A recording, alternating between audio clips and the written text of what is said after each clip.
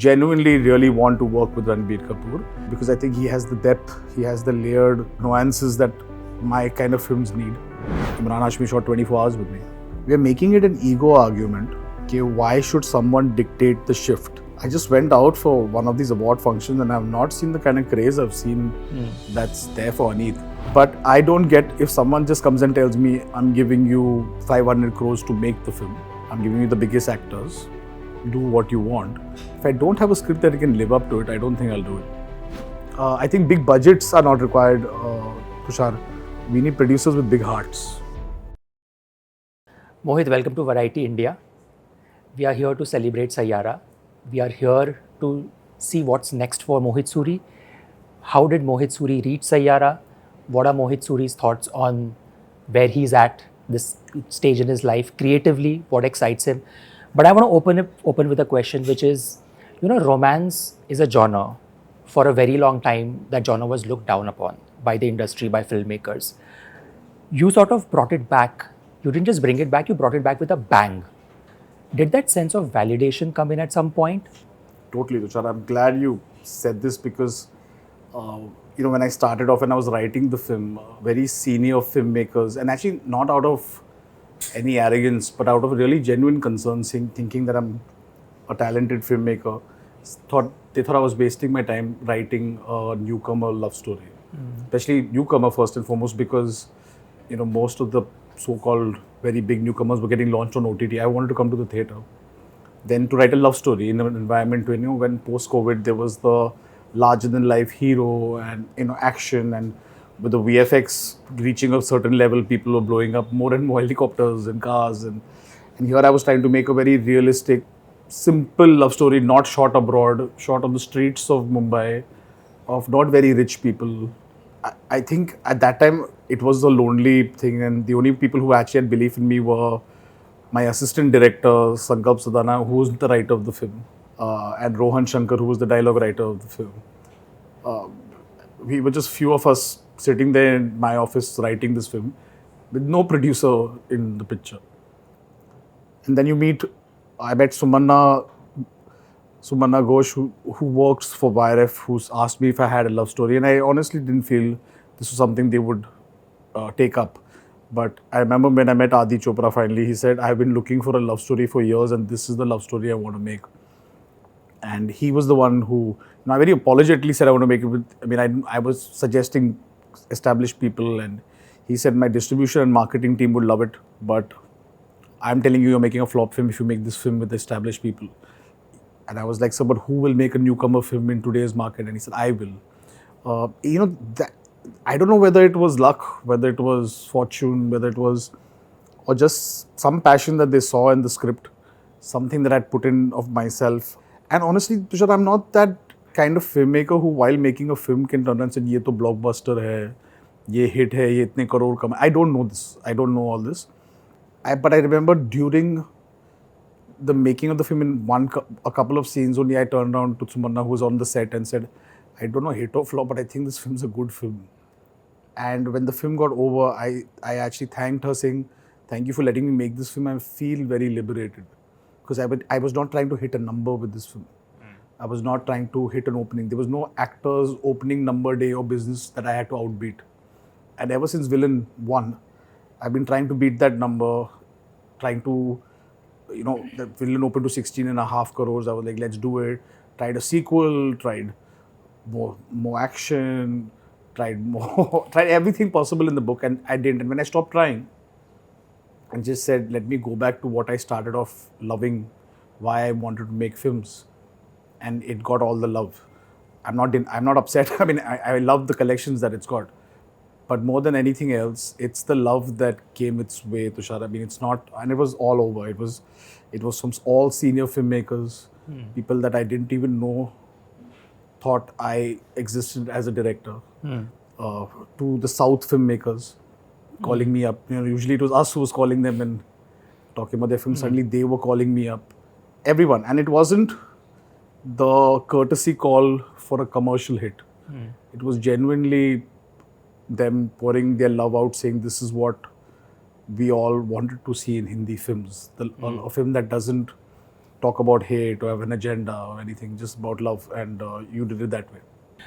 But at a point in time where big faces, box office draws, let's sell a film, commercial aspect was so important, and it still is in a larger sense. It should be. One is you didn't compromise on the genre. You were Yeah. very clear that you wanted to make a love story. Two is you were very passionate about making it with newcomers.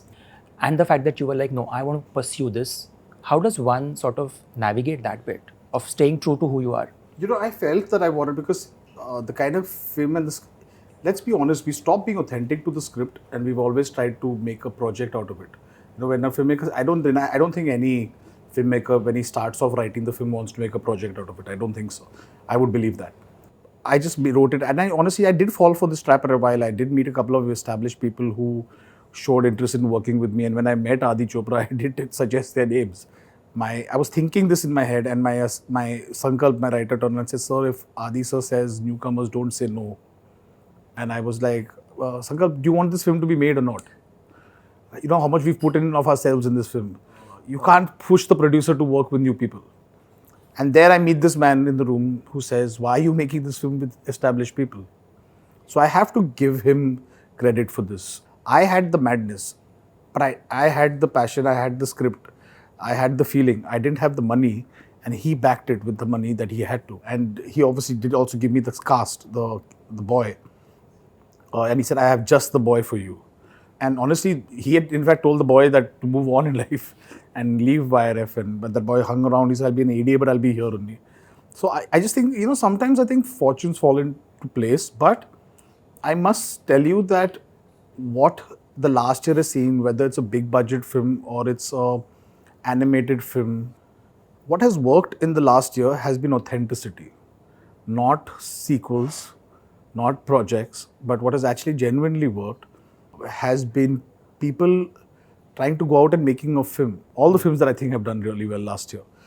And they've not depended on other aspects of, and I think Saiyaara was a part of the same process, but in a different genre. Because we didn't have stars, we concentrated on making great music. We spent more time in promoting the music. We didn't promote it on interviews with the actors and sending them out. What everybody else did. We spent that money in putting it to promote the music, and it all paid back. It all went very, let me just say, organic is a misused word right now in our world, but authentic is what I would say. Tell me, when a film is mounted and there's a certain budget to it or there's an XYZ figure to it, in the case of Saiyaara, I want to ask you, did you feel that looking back at it now, were there certain things that you wanted to do because there was a framework of the budget and perhaps you wanted to stay very close to that number that you could have done if you had not a freer hand, but perhaps no budgetary constraints? Looking back, is there a feeling in that space? I didn't have a budgetary constraint in this film. I had a reality. I mean, I think all art should fall into an easel. Otherwise, you can just keep, like Michelangelo, just keep painting and never end. All art has to fall into one framework. And honestly, I don't know how much Saiyaara really costs. And that is because my producer never let me feel that way. There were just some very small points that they requested. If I fought back very hard, they would have let me do it. But they said 60 days caps. I said, fine, it's a love story. We can't shoot in a real airport. Yeah, that's it. I don't think they really got into like things like how many will the steady. They're not. See, that's the best part. In the end, Yash Raj, I keep telling them, both at a studio, I think you're a film production house first. You're a filmmakers first. So they understand what the director is probably doing on the set. And the one, to be honest, that's the best part. They never told me, make your highest collecting film with us. They've always asked me is make your best film with us and give us your best music. They didn't say give me your biggest hit. There's a difference between that, Tushar. There's a difference when an actor is counting, when a producer is already counting the collection and the recovery. And maybe they don't sell anything, right? Because the audio is there, the studio is there, the VFX is theirs. So I just think for them, they need to make a good film for their own departments to make money. Correct. So I think it's the most authentic way to make a film. And I think I honestly still today don't know what Saiyaara costs. Yes, there were rules, but I think rules are good, and that keeps a discipline. And I also feel when you have certain limitations, you think more out of the box and more creative. Like one of the most creative things in Saiyaara was, that one shot where he's traveling many cities. Yes. Yeah, all that was is one strip of the stage and just kept changing the costumes and changing the lighting. And so easily I convinced you that he's traveled in so many cities. Yeah. But that came from the fact that we don't have that many places. But I think that's the best part about filmmaking. We've started, it's our job to create a glamour, not become victims of it. Talk to me a bit about that. Discovering Ahaan and your bond with him must be such a special feeling to have. You know what's really weird? My father and his father was surprisingly friends when my father was probably my age and his dad was probably his age. Wow. And that's weird because I remember meeting his dad. He was probably not born even at that time. So I met this boy and Adi sir told me he's your character. He's Krish Kapoor. And they never, they realized they never let me meet him in Yash Raj. They told him go meet him in your office. And my office is not like an corporate office. It's like a pad. It's like a den where I sit and I write. It's a simple 2-bedroom apartment with a garden outside where I can do my writing and my music and stuff like that. And he comes there and I didn't find him like Krish Kapoor at all. I found him like this sweet, really soft boy. So I told Adi sir that this is not the guy, sir. He's not the kind of guy. And we did spend 2 or 3 meetings where I actually completely rejected him. But so then Adi sir said, okay, you know what, just go take him out for dinner and tell him you're not doing the film. So I met him for dinner to tell him you're not doing the film. I think that's when he stopped pretending to impress me and we just went out like normal people. And suddenly that night I saw him come alive. Because by the end of the night, I can't talk about the details, but he was on the bar standing. And he was pretty much like Krish Kapoor. Was there a reason why you rejected him initially? Something that you saw that didn't fit in what you saw Krish Kapoor to be? I needed a certain amount of rejection faced. A certain amount of, I'm not saying angst, I would say, the humility of life where you failed and you want to become something. And then after that, I got to know about, everyone thinks he's related to Ananya. And the thing is, he was actually struggling before Ananya came into it. Yes. He didn't get his break. He's been rejected from films because they said we were looking for someone more nepo. It's amazing, and now they're accusing him of the same. It's really sad. And we were laughing about that. The funny part is that I lucked out, I think. I think there was a big film that he was supposedly doing before this, and which did not happen because post-COVID, things changed, which was a really big, fantasy film. I think Ajay sir was supposed to do it, but Yash Raj dropped making it. I think at that age, with the kind of friends you have, to go back in that crowd and everyone tell you, oh, you said you were going to become a hero, right? You said you were really good. I used all that energy for Krish Kapoor, because Krish Kapoor thinks he's really great. Yeah. And his friends are fighting with him. And he had the humility to say, I've been fighting with the whole world thinking I'm very great. Am I that good? So there's a scene in the film that's like that. So I think that's what you need to do with new people. I think, you catch all their strengths, even if they are heartbreaks, and you use them in your film. And that's how magic happens. It's a film that belongs to both of you and Ahaan, and obviously Aneet. I personally feel that Ahaan gets more love for the film. Really? Do you feel that? No. I mean, I just went out for one of these award functions and I've not seen the kind of craze I've seen that's there for Aneet. So much so that I think I entered the thing with Aneet and not with Ahaan. And I think I felt left out because we got papped much more. I think they both have, they're doing their bit, but and not doing the regular interviews and marketing and all that stuff. And this is not a PR thing. This is not a... Even the great Shah Rukh Khan, when he met me at Sid Anand's Diwali party, said this is the best thing I did. We've started thinking that actors need to be public speakers and have opinions. Not at 27 or 22. Right now, let them just act. They have not developed political opinions or strategies of life. Let them live. That's one of the reasons I didn't put the pressure of a great launch in Yash Raj. They were doing a great launch. They kept saying this is a launch after all the films they've done, or newcomer after very long. Yeah. I didn't shoot a poster I said, why are you doing this? Let these kids behave like kids. Let them. So when we went to Manali, they would do this. They would go out to cafes, request Mohit Suri music there, being normal people in the crowd. That all with the group of friends, the band members and everything in Goa. Yeah. They were living like kids. I didn't want to take this thing that every time they walked in public, someone, or they came out of a gym, someone is papping them just because we put out a poster of them. And that takes away, that messes with what they're playing as the character. It becomes more about what you have to become as a brand. Yeah. So I just think they were so clean and focused on that. Now I don't know what's going to happen to them because all the brands have come in. But I think that noise was what was not there during Kaho Na Pyare. Yeah, I agree. You didn't, and I remember this because in Vishesh, when we made films with newcomers, I remember shooting a song, I was recording a song with Atif Aslam, his first song, which was Bola Mayo Baate, and Emraan Hashmi was making his second film. And we were begging the press to come and interview us, but no one cared. But that's how it was with new people. And then we came and surprised them. I said, let's go back to that. But, Yeah. I find it very, I don't know, I'm not the right person, and I don't think I'm the kind of person who knows what's celebrity management or talent management or celebrity creation is. Yeah. But if it means about being an actor, you don't need these things to do well as an actor. They're not supposed to be public speakers. They're not supposed to be giving great interviews. Yeah. I don't think anyone goes to watch films because of how they play Truth or Dare or their gym look or their airport look. It probably helps brands, but it doesn't help your narrative of a film. You mentioned a very interesting point that it's so true. If you go on social media, my feed is mostly full of actors walking in and out of an airport, but I don't see actors walking in and out of theaters. What are your thoughts on that?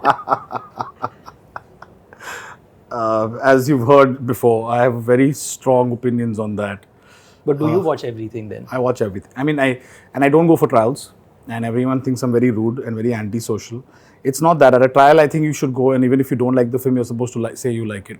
Because at that point, even I'm a filmmaker, and at that point, the film's going to release or probably not released. You've not paid for the ticket. You've been called for free. You've been fed. You've been taken care of. And at that point, what the filmmaker is, he doesn't want to hear anything bad. The film releases, doesn't do well. You can go tell him that, even if you didn't like the film, I'm glad it did well, but I didn't like the film. He won't feel so bad. If the film is really good and it doesn't do well, even if after it doesn't do well, you can tell him, the film's not done well, but I really liked it. He was not going to feel bad. But on that day, if you've not liked the film and you're telling him, even if it's a good film or a bad film, and you say, I don't like your film, you don't know I've lived with it for 15 films. I know how. I tell my wife the same thing. You don't like the film, don't tell me that last week. In the edit, I completely get. While you're mixing, I completely get. But yes, that is why the theatre experience, we cannot complain about people not going to the theatre if we are not going. See, somewhere down the line, every filmmaker was once a fan, was once a cinephile and yes, we've got the luxury of watching it at home.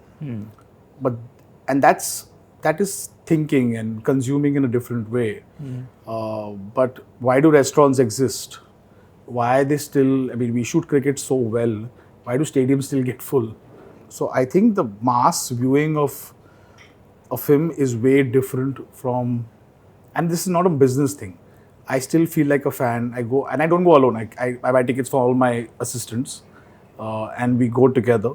We fight also with each other. If someone likes it, someone doesn't like it. We have our opinions, but that's what watching a film in mass means. Yeah, absolutely. In my conversation with Priyan sir and Raju Hirani, they made a very valid point about the fact that, this was their thoughts. They said, films don't fail, budgets fail. And then they explained why they said so. Maybe 70% of making of a film goes into an actor's pocket, or that's a fee that a producer has to pay, or there are different models these days in terms of how one mounts a film. What are your what are your thoughts on this in terms of when you say that films don't fail, budgets fail? As somebody who's made a very profitable film and is now making his next, what are your thoughts on this? See, I can confidently say, and I'm not saying this out of, even my flop films, people have made money. Because I came from a very, very structured schooling of Vishesh films, but you know what? I am the wrong person to actually turn around and tell you who should not get paid, who should get paid. That's the job of the producer. I'm not the producer. I'm not the businessman. I think what we tend to misunderstand is what are we making this film for? Okay, and is it a cash grab?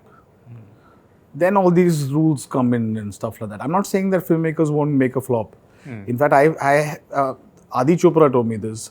Adi sir told me the fact that only a filmmaker will make a flop, because a project maker will actually play safe. He will cast the right guy who does the recoveries. He will make it in the budget. He will do it in the days.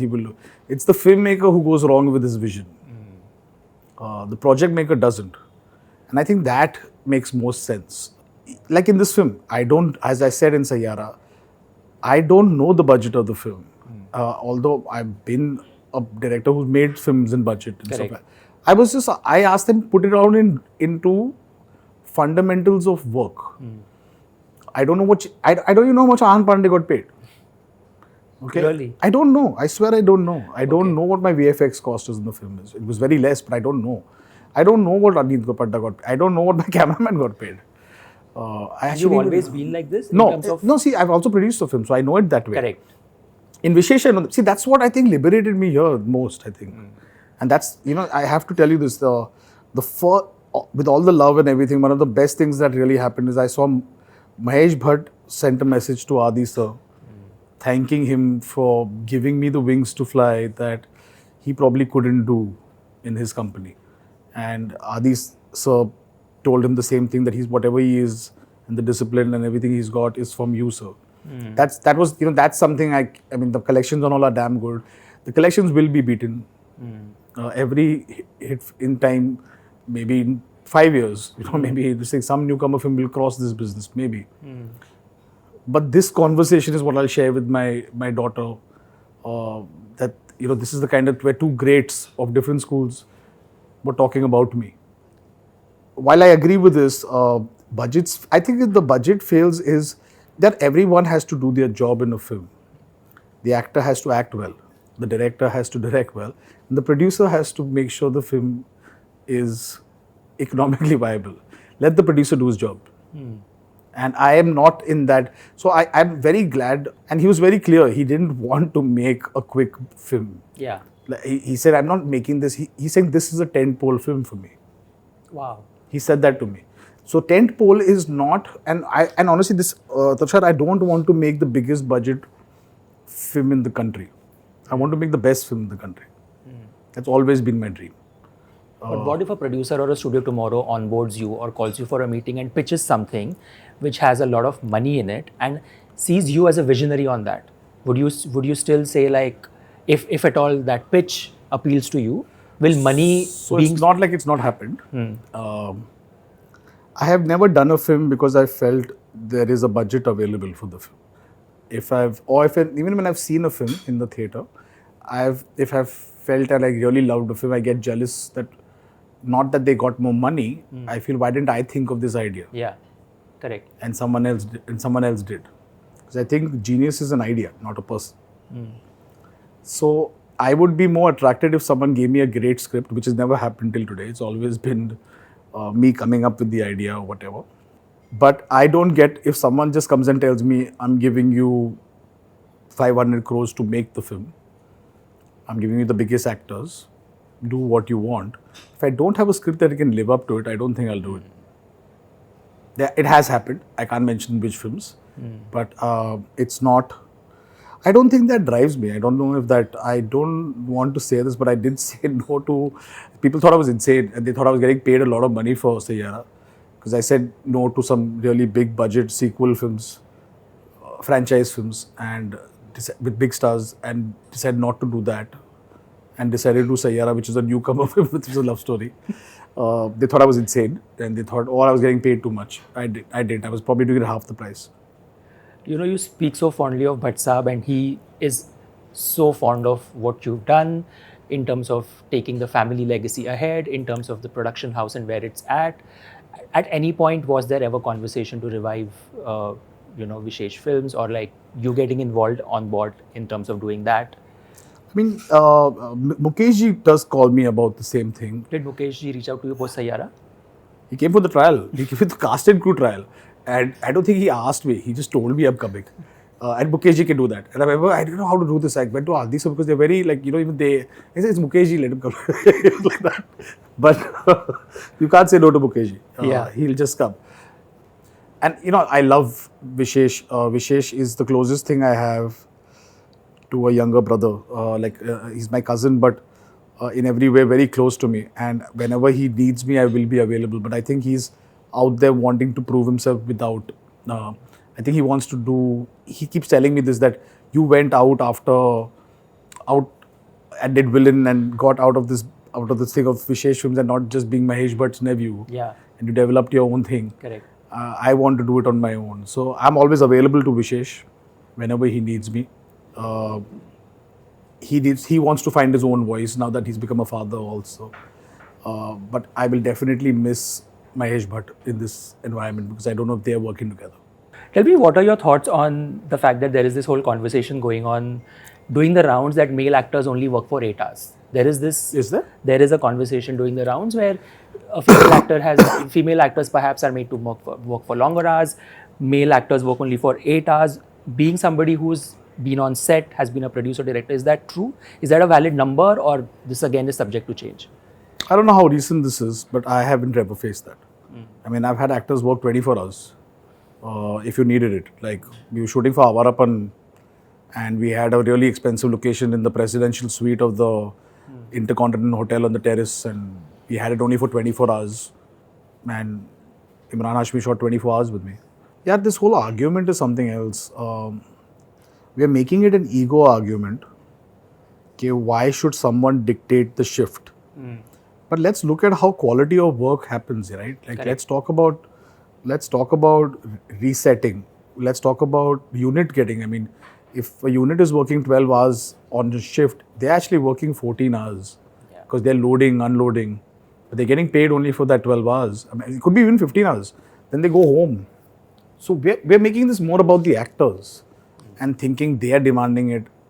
But let's think about the unit, because I've been an assistant director who, after the shooting has packed up, is waiting in the bus and wrapping up the unit in the rain while the lightmen wrap up to go in a bus to be dropped to the station. And I know, and then they come back next morning. I know how difficult it is for the rest of the unit. So maybe we are getting egoistic about the fact that an actor has suggested it. Correct. But let's think about the humanity of this also. Yeah, absolutely. And if it's happening in other industries where people are, and especially if you want to call yourself a big industry, aren't there labor laws? Aren't there rules like this? And this is not about the lead actor. I'm not saying that. I'm saying this should be about the lightman. This should be about the spot boy. This should be about the dress dada who has to carry the patties and iron the clothes and send them for laundry. And you'll mess him up if he doesn't get it delivered tomorrow. What if he oversleeps? What of the drivers who bring you there? What if they fall asleep on the wheel? We're not taking that into account. We're just giving too much attention to the beauty sleep of actors. And if they do wrap up in 8 hours, there's nothing wrong there. Everyone else will get like a decent day. Yeah, I mean, look at it from the larger POV. You're Yes. absolutely right. You know, the post Aashiqui 2's mammoth success and those huge box office numbers, and the fact that till date, a lot of those records have still stayed unbeaten in terms of the music, in terms of the film. You did not repeat that pair again. Was there this conversation? You also didn't repeat Shraddha and Siddharth post Ek Villain. Yes. You didn't repeat Aditya and Shraddha post Aashiqui 2 in an industry where producers are so keen on, like for example, Ahaan and Aneet now are being touted as, come on, like, this is the right time. The iron is hot. Let's do more films.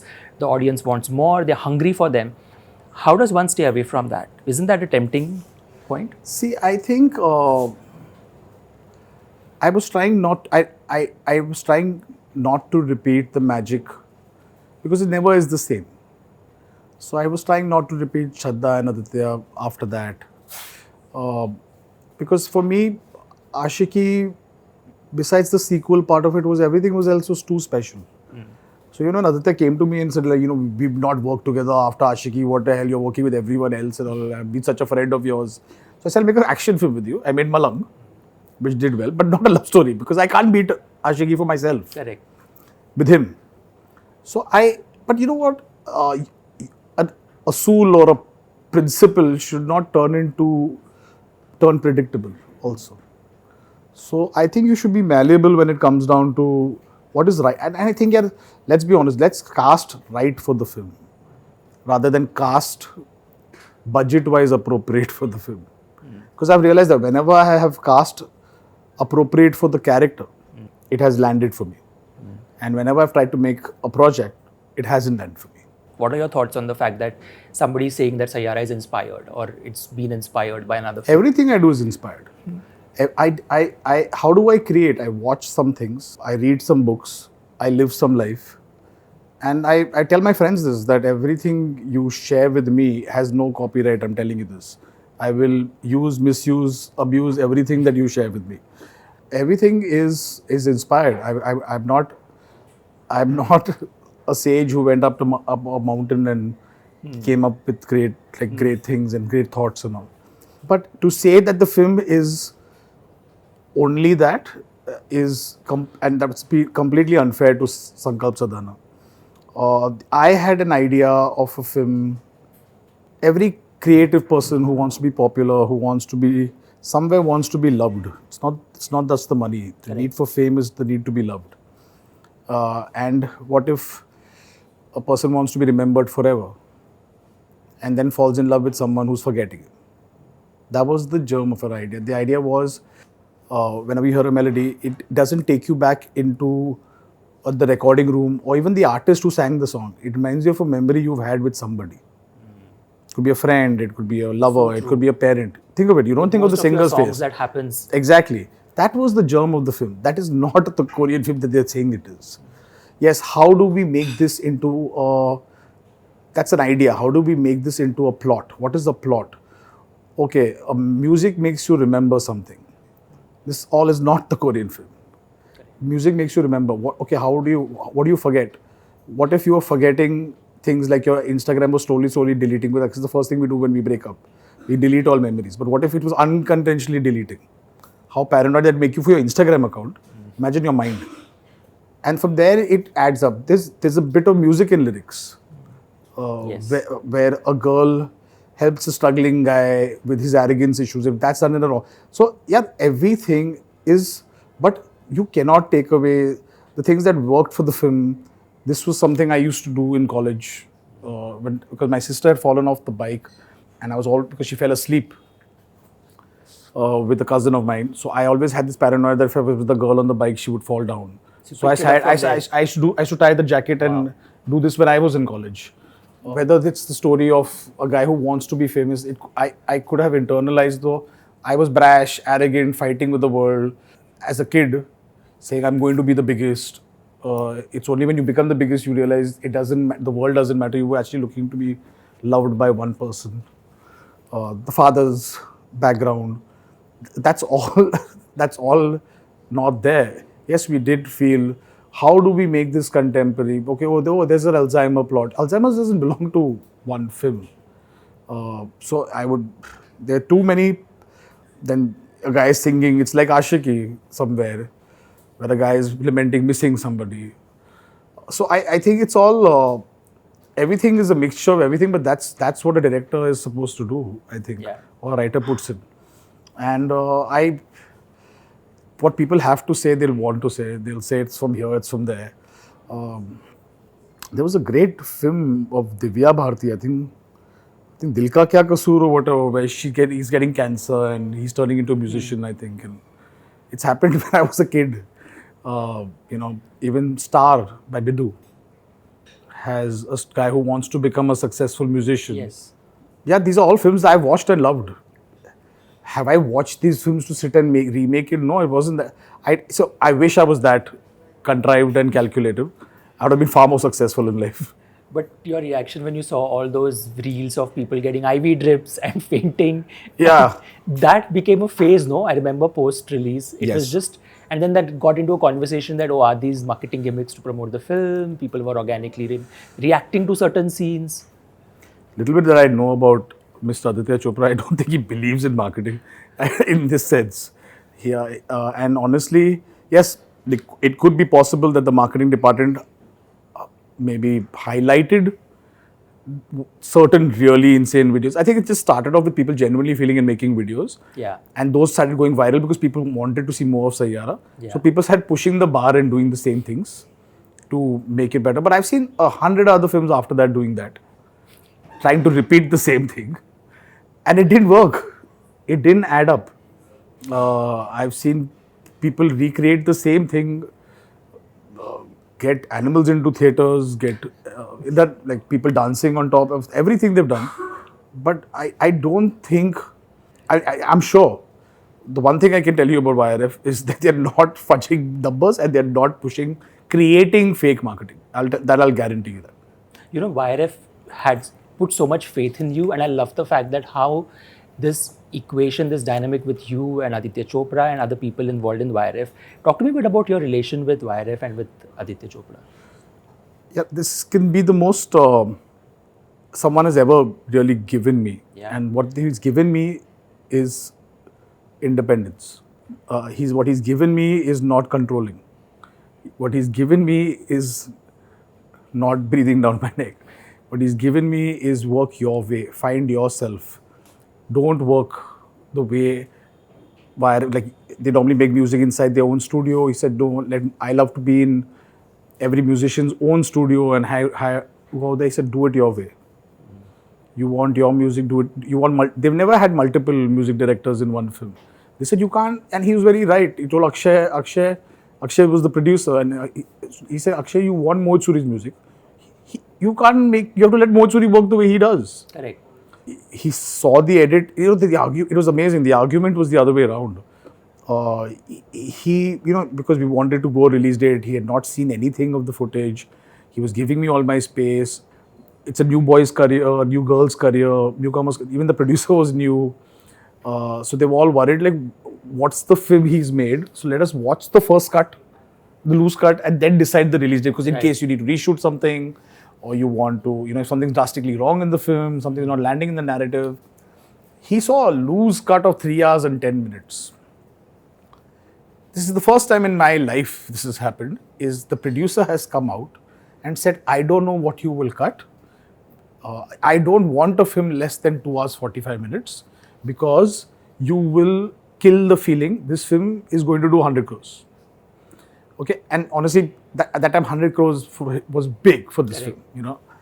I didn't believe the 100 crores part. I have a problem taking in good news. But I was like, no, sir. I have done more newcomer films than you. This film can't be more than 2.5 hours. This argument is always the other way around. It's normally the producer telling the director, don't cut the film, and the director saying, no, sir.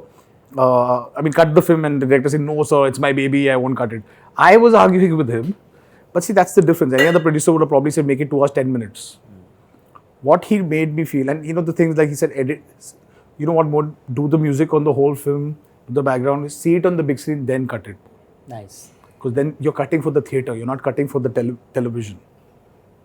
And these kind of things I would have no one's ever given me that latitude. What he gave me was a big filmmaker heart. I think big budgets are not required, Tushar. We need producers with big hearts. What a beautiful anecdote. I just feel like what you've had is so special. You've always been so special. I always felt this with your films. That you always stayed so true to your writing, to what you believe in at a time when there must have been so much pressure, there must have been voices, people telling you what to do. And I'm so happy for your success. Thank you so much. We as an industry don't really celebrate success so much. We are so eager to pull people down. We are so eager to count the flops. We are so eager to dismiss people out. And then we wonder and we say, why is the industry suffering? Why are films not doing well? At a time like that, I think it's fantastic to have somebody like you. I wish you all the best. I must add something to this, Tushar. I've had successes in the past, and breakaway successes like when Ek Villain opened to 16.5 crores with a newcomer film, and Murder 2 opened to 7.5 crores. The whole budget of the film was 6 crores. and there was that rage, and there was a lot of jealousy, and there was a lot of competition, and people were thinking, when this film did well, I don't know the ones, I have never seen the industry come together. They were all celebrating it. It was, and that's what I told my wife. I said, even competitive directors, I've had like Siddharth Anand calling me in the middle of the night saying, I want to just come and hug you. I had Rohit Shetty calling me up saying, "Tu kaha hai? Teko pata nahi tune kya kiya hai." I've had Sukumar sir from the south calling me saying, "This is a mass hero film." I'm like, "Sir, really?" This that, and I had Junior NTR, Prashant Neel, Karan, and competitors, Karan Johar, name it, and they were calling up, not saying congratulations, Mohit, you did it. I know that message. Yeah. This was more like thank you for making a film like this. Siddharth was joking, and he and Rohit Shetty sir were watching the film together in one theater, not together as in they were separately watching the same theater, and they were both crying, and they're both blockbuster action film directors. And they're like, we were feeling embarrassed seeing each other. Like Ramesh Sippy sir, so many senior people, I'm Rakesh Roshan ji, all of them calling up, and they all were so proud of this film. It's like it was theirs. Suddenly it didn't become my film. It became, this is what the Hindi film industry is known about, the love, the sacrifice, and it became all theirs. So I must say, while you talk about the competition and people saying that, everyone's pulling everyone else down, this was one film where everyone just came together. May you have more such moments. And as I wrap this chat, I want to ask you what's next up, and is Ranbir Kapoor doing your next film? I know you must be tired. Ranbir Kapoor is not in my next film. On the record, you're telling Variety India this. I am telling Variety this. What I'm saying is, I genuinely really want to work with Ranbir Kapoor, and I would hope he feels the same about him. And I went to meet him to discuss an intent to work together. And I think that news has become that we are already doing a film together. But I think, and it's not now, me and Ranbir have been known each other, right? I mean, he's been following my career right from the beginning. He's one of the few actors who, and that's why he's such a great star, who appreciates a film like Avarapan, even though it had flopped when it released. And he keeps telling me it's one of my best films. And normally, some actors just want to take you for your highest grossing film and say that's your best film. Ranbir's talking about a flop film of mine. So there's a great intent to work because I think he has the depth, he has the layered nuances that my kind of films need. But no, there is no Ranbir Kapoor at the moment. I wish there was. What's keeping you busy than writing? Yes, I am.